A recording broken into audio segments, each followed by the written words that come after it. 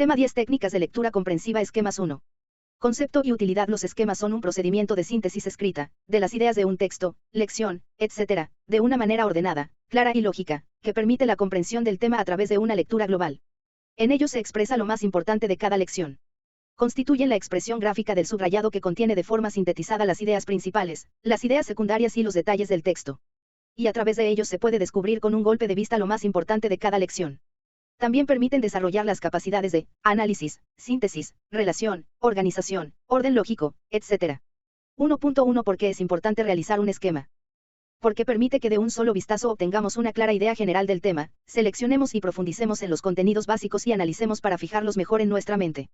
Dos tipos de esquemas. Hay mucha variedad de esquemas que pueden adaptarse, solo, dependen de la creatividad, interés o de la exigencia de la materia. A continuación se presentan algunos modelos de desarrollo. Se expone sucesiva y jerárquicamente, de una manera lógica y organizada, cada idea. Existe una idea principal y varias subordinadas, cada línea es una idea. De llaves, existe una idea clave y a partir de ella van surgiendo las demás mediante llaves. La presentación quedará por tanto en forma de abanico. De barras, se sustituyen las llaves por barras, que pretenden abarcar las ideas más relevantes. Según su importancia irán de izquierda a derecha. De ángulos o flechas, sustituye en ocasiones al esquema de llaves cuando se desean encadenar o relacionar ciertas ideas. Se forma a partir de líneas que se van abriéndose formando un ángulo en función de la importancia de cada idea. 3. Elaboración del esquema. Se siguen los siguientes pasos. Lectura general del tema. Elaborar una lectura comprensiva y realizar correctamente el subrayado para jerarquizar los conceptos. Idea principal, secundaria, emplear palabras o frases muy cortas sin ningún tipo de detalles y de forma breve. Destacar los conceptos o información más relevantes utilizando llamadas. El encabezamiento del esquema debe expresar de forma clara la idea principal y debe permitir descender a detalles que enriquezcan esa idea. Elegir el tipo de esquema que se realizará. Ejemplo, con el siguiente texto realizar un esquema de llaves. La sangre, su composición y sus funciones. La función de la sangre es transportar las distintas sustancias de los alimentos que ingerimos a todas las partes del cuerpo. A simple vista, la sangre tiene el aspecto de un líquido algo viscoso, espeso, de color rojo. Pero, en realidad, la sangre está compuesta por partes diferentes, que solo se pueden distinguir si las observamos al microscopio. En una gota de sangre vista al microscopio podemos ver un líquido incoloro y transparente llamado plasma en donde se encuentran una gran cantidad de glóbulos o corpúsculos diminutos, los cuales podemos dividir en 3 clases, los glóbulos rojos o hematíes, los leucocitos o glóbulos blancos y las plaquetas o trombocitos. Los glóbulos rojos o hematíes son los más abundantes. Aislados son amarillos, pero al agruparse adquieren el color rojo, debido a una sustancia llamada hemoglobina que se combina con el oxígeno y el anhídrido carbónico. Tienen la forma de un disco, más grueso por los bordes que en el centro, y carecen de núcleo. La misión que tienen los glóbulos rojos es transportar el oxígeno de los pulmones a las células, y el anhídrido carbónico desde las células a los pulmones. Son muy diminutos, tienen un diámetro de 7 micras, 7 milésimas de milímetro, y abundantes. Por cada milímetro cúbico de sangre hay unos 5 millones. Ellos son los que dan color a la sangre. A diferencia de los hematíes, los leucocitos o glóbulos blancos tienen núcleo, es decir, son células vivas. Tienen una especie de tentáculos o prolongaciones en su cuerpo llamadas pseudópodos que les facilita moverse libremente, desplazándose de unas partes a otras de los vasos sanguíneos. Con estos pseudópodos capturan microbios eliminándolos de nuestro organismo para que no nos hagan daño. Ellos constituyen una gran defensa de nuestro cuerpo, sobre todo gracias a unas sustancias que segregan llamadas antitoxinas que eliminan la acción de los venenos o toxinas que poseen los microbios dañinos. Los leucocitos son de mayor tamaño que los hematíes pero son menor en número, tenemos de 6.000 a 8.000 leucocitos por milímetro cúbico de sangre. Por otra parte, otro elemento importante de los glóbulos son las plaquetas o trombocitos.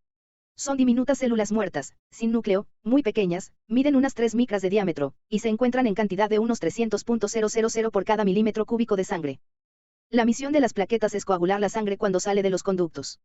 Gracias a ellos se pueden cerrar las heridas. Cuando nos cortamos o sufrimos un accidente impiden que la sangre salga del cuerpo. Los mapas conceptuales 1.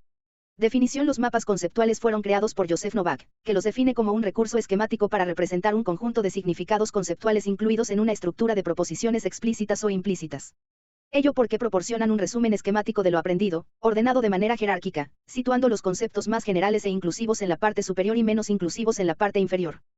Asimismo ayudan al que aprende a hacer más evidentes los conceptos claves o las proposiciones que se van a aprender, a la vez que sugieren conexiones entre los nuevos conocimientos y los que ya sabe el alumno. Son considerados como instrumentos de representación del conocimiento sencillo y práctico, que permiten transmitir con claridad mensajes conceptuales complejos y facilitar tanto el aprendizaje como la enseñanza. Dos elementos que componen los mapas conceptuales. El concepto puede ser considerado como aquella palabra que se emplea para designar cierta imagen de un objeto o de un acontecimiento que se produce en la mente del individuo. Segovia, 2001. Existen conceptos que nos definen elementos concretos, casa, escritorio, y otros que definen nociones abstractas, que no podemos tocar pero que existen en la realidad. Democracia, Estado, palabras enlace, son las palabras que unen los conceptos y señalan el tipo de relación que existente entre ambos. Para, por, dónde, cómo, entre otras. Las palabras enlace permiten, junto con los conceptos, construir frases u oraciones con significado lógico y hallar la conexión entre conceptos. Proposición, es una frase coherente acerca de cierto objeto o suceso en el universo, que ocurre de forma natural o artificial, contiene dos o más conceptos unidos por palabras enlace. Se la suele llamar unidad semántica. 3. ¿Cómo se representan los mapas conceptuales? El mapa conceptual es un entramado de líneas que se unen en distintos puntos, utilizando fundamentalmente dos elementos gráficos, elipse u ovalo. Los conceptos se colocan dentro de la elipse u ovalo. Líneas y flechas, las palabras enlace se escriben sobre o en medio de la línea que une los conceptos. Mientras que según Novak y Govin se reserva el uso de flechas, solo en el caso de que la relación de que se trate no sea de subordinación entre conceptos. Por lo tanto, se pueden utilizar para representar una relación cruzada, entre los conceptos de una sección del mapa y los de otra, horizontal o diagonal. La flecha indica que no existe una relación de subordinación. 4. El mapa conceptual del modelo lineal, presenta las ideas jerarquizadas, es decir, de las más importantes a las menos importantes. 5. Elaboración del mapa conceptual, realizar una prelectura del texto, es decir, una lectura general. Una segunda lectura para distinguir y subrayar las ideas principales y secundarias, establecer la jerarquía de las ideas. Conectar las ideas principales y secundarias entre sí con palabras de enlace, líneas, ello permitirá unir los conceptos y señalar el tipo de relación que existe entre ellos. 6. Funciones: estimular la creatividad, al permitir la asociación libre de ideas. Planificar las tareas de forma libre y ordenada. Visualizar conceptos y su relación. Comunicar ideas ordenadamente. Almacenar la información de modo organizado. Relacionar contenidos entre sí, ya que unos mapas pueden unirse a otros mapas. 7. Utilidad en el ámbito del aprendizaje: sirven para revisar los temas avanzados antes del examen. Memorizar de forma comprensiva y visual. Adquirir un aprendizaje significativo. Ejemplo, la oración, es la palabra o palabras con sentido completo, se compone de sujeto y predicado, se clasifican en unimembres y bimembres, pero a su vez tanto el sujeto como el predicado se vinculan a, sujeto es lo que se dice del animal, persona o cosa, el predicado, es lo que se dice del sujeto. El resumen 1. Concepto es un trabajo de abstracción, separación o discriminación de lo importante y lo que no lo es. Un buen resumen describe la lectura en sus aspectos fundamentales, obviando lo accesorio o reiterativo. Su característica fundamental es el estar hecho con las mismas palabras y la misma lógica, sintaxis, del texto. Si existirían algunas modificaciones, estas serían en atención a la coherencia y cohesión del escrito. La puntuación y las formas verbales son los elementos más susceptibles de modificación. 2 características: el resumen es un texto que en su estructura debe tener fidelidad, consiste en presentar las ideas del autor tal como éste las expresa, sin modificarlas. Objetividad, no realizar ninguna interpretación personal sobre las ideas del texto. Completo, contener todas las ideas básicas. Coherente, es el orden lógico, de lo particular a lo general o viceversa, que deben tener las oraciones que conforman el contenido. Cohesión, presentar las ideas interrelacionadas por medio de signos de puntuación breve, debe ser un texto de menor extensión que el texto original. Correcto, debe ser redactado atendiendo a las normas básicas de sintaxis, ortografía y grafemática. 3 consideraciones del resumen: A. Incluir todo lo importante. B. Prescindir de explicaciones secundarias y de ejemplos. C. Redactar prescindiendo de la forma textual, acudiendo a una redacción personal y utilizando sinónimos. D. Debe estar escrito en un párrafo. 4 Elaboración, lectura completa del texto que se va a resumir. Nueva lectura que debe ser detallada, aplicando el subrayado, para identificar las ideas principales del contenido, interpretación y comprensión de las ideas subrayadas para descubrir las relaciones que entre ellas existan. Redacción del resumen, que consiste en consignar por escrito los diversos datos interpretados y siguiendo un orden. 5 Utilidad, orientar al lector interesado en el tema del texto resumido y ayudarlo a decidir si es importante su lectura completa. Presentar la información básica del texto original para que los lectores que no tengan mucho interés en él, no necesiten leerlo, pero se enteren de su contenido esencial. Sirve como medio de difusión de la información fundamental presentada en artículos, informes, revistas u otros textos que registren datos importantes sobre el desarrollo científico y literario. Favorece la comprensión de un contenido para facilitar su estudio. Ejemplo, procrastinación por baja tolerancia a la atención tiene lugar cuando usted tiende a sobreactivarse, en términos emocionales, conductuales y cognitivos. También en ocasiones en que sus metas se hacen difíciles de lograr, o cuando existe algún tipo de obstáculo o bloqueo en sus logros. Usted se siente entonces emocional y somáticamente sobresensibilizado a casi toda forma de tensión, incluyendo malestares leves pero normales en su condición biológica. De igual modo, estará hipersensibilizado a la normal irritación que producen, por ejemplo, aspectos del diario vivir, como el tráfico de la locomoción, los diversos ruidos ambientales, las discusiones de sus hijos, etc. Así usted, se focaliza absolutamente en esta tensión, y se va a sentir muy estresado, ya que magnifica la importancia negativa de estos sentimientos. Y simultáneamente intentará neutralizarlos. ¿Cómo? procurando poner término a la tensión que estaba experimentando en ese momento, y tratando de evitar las que pueda experimentar en el futuro, para no exponerse a nada que le haga aumentar su tensión. Vale decir, si está hipersensibilizado e irritable, no va a ir a dejar, por ejemplo, la ropa a la tintorería, eludiendo así el tráfico de la calle, etc. De este modo, comienza usted sistemáticamente el proceso de postergar o dejar para mañana. Texto resumido: procrastinación. Por baja tolerancia a la tensión, la persona tiende a sobreactivarse, en términos emocionales, conductuales y cognitivos, llegando a sobresensibilizarse a casi toda forma de tensión, como la normal irritación que producen aspectos del diario vivir. Se siente estresada ya que magnifica la importancia negativa de sus sentimientos y simultáneamente intenta neutralizarlos. De este modo, comienza sistemáticamente el proceso de postergar o dejar para mañana. El preciso 1. Concepto: el preciso es una forma de resumen que tiene por objeto educar al alumno hacia la objetividad y posibilita al profesor una evaluación relativamente justa. Sus objetivos son: conducir al alumno a la reflexión, fomentar su creatividad, formar su propio estilo. Tiene que referir todos los pensamientos esenciales con los respectivos detalles sustanciales del texto, sin cambiar su significado o sin interpretación. Se exige entonces trabajo en el texto sin posición personal. 5.2. Reglas fundamentales del preciso: mantener los pensamientos esenciales sin cambiar su significado e interpretación.